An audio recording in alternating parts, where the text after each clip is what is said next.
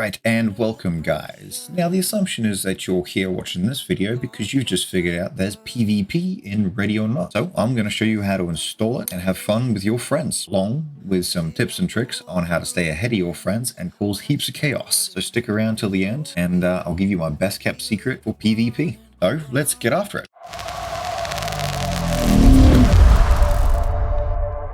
Alright, but first things first, we've got to head over to the mod page within the game, click on mods. First thing you want to do is just head straight up to the search in the top right hand corner and just type in PvP and hit enter. The only one that's going to come up is PvP or not. As you can see, I already have it subscribed, so it is already downloaded onto my computer. Click subscribe and let it download. The next one you're going to need for PvP to work is head back over to the search bar and type in menu. Now, there's going to be a couple ones that come up, but the one you want is this one here.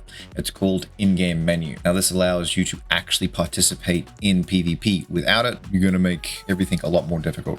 So subscribe to that one, wait for that to download, then back out and hit back again, which will ask you to restart Ready or Not. So give me a minute and we'll get back into it. All right, so after the game has reloaded, what you want to do is head over to multiplayer and go to host friends only, because you obviously don't want to do this on a public server. Click on that. Load in. All right, after loading in, what you want to do is go over to where your briefings take place, head up to the back of the room to this old gentleman here, and a white button should appear just as it does on screen. You hit the interact button, you will have your PvP menu.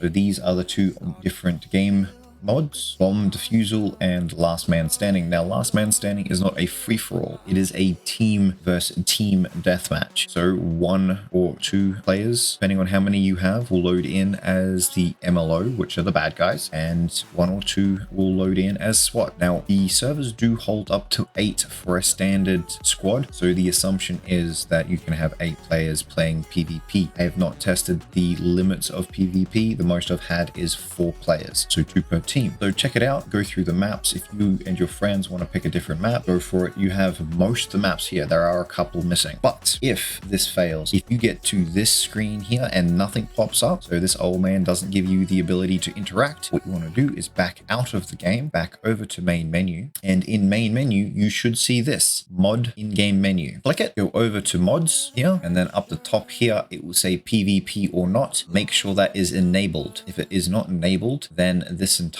experience will be a lot harder for you to do. Once you do that, close it, restart your game, and then you should be all good to go. Right, now that you have PvP up and running already or not, now you need some tips and tricks and some general knowledge about PvP so you have the upper hand on your buddies. So tip number 1 I would suggest is don't use laser pointers in game. As good as they are in the actual game, they're not good for PvP. You can see them through doors. So if you're trying to sneak up on someone, it doesn't work so well. So don't use laser pointers. A little tip for that too, don't get too close to doors, as the shadow also can be seen through the door as well. Now there are different tactics you need to use for MLO and SWAT, as if you want to play SWAT or MLO specifically, MLO can't use any tactical gear. So if you spawn in with night vision goggles or a battering ram, a door camera, you can't use any of them as MLO. As SWAT, you have access to all the same tactical gear as you would as in-game. Third piece of advice to understand about PvP. The third thing to understand about PvP is that SWAT and MLO spawn differently. So SWAT will always spawn in SWAT's location as if you were playing it through normally. So there's a designated spawn point for SWAT, but there is no designated spawn point for MLO. As far as I can see, when you spawn in as MLO, you spawn into any random location that an MLO character or bad guy could spawn into the map as. They're just some general tips that will keep you ahead of the game, or you can share them with your friends so everyone is on the same playing field. Now here's some tips and tricks that will make the game just that little bit more fun. Now, so me and my buddies run no body armor, simply because SWAT will always spawn in with body armor if you have it equipped. MLO won't. Doesn't matter what you equip. So to have a fair playing field, me and my buddies just take off all body armor. Second thing is, I'd suggest creating some type of gun game, similar to what you see in Call of Duty. It just makes the experience just that much more fun. So for instance, me and my buddies, we do like a pistols and shotgun round, or we'll do an assault rifles and submachine gun round. So you guys pick the guns that you want to play when you want to play them. The next one is run small maps, especially when you're only running 2, 3, or maybe 4 people.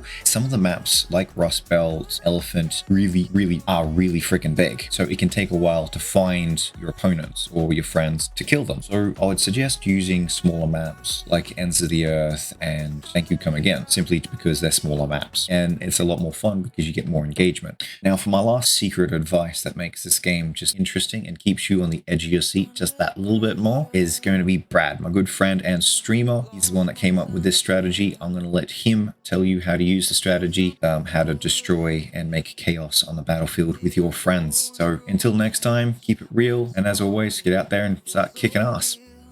Hey guys, Brad here.